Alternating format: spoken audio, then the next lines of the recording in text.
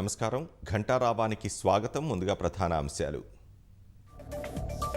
దేశంలో అంకుర పరిశ్రమల సంస్కృతి పెరిగింది. యువత ఉత్సాహం చూపిస్తున్నారన్న మోదీ.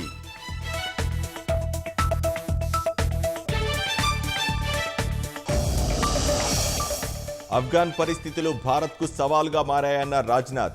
సమీకృత యుద్ధ బృందాల ఏర్పాటును పరిశీలిస్తున్నట్లు వెల్లడి.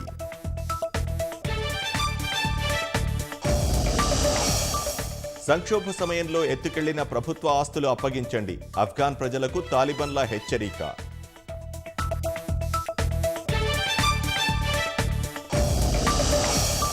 కల్వకుర్తితో పాటే వెలిగొండకు అనుమతి ఉంది. కేసీఆర్కు ప్రకాశం తెలుగుదేశం ఎమ్మెల్యేల లేఖ.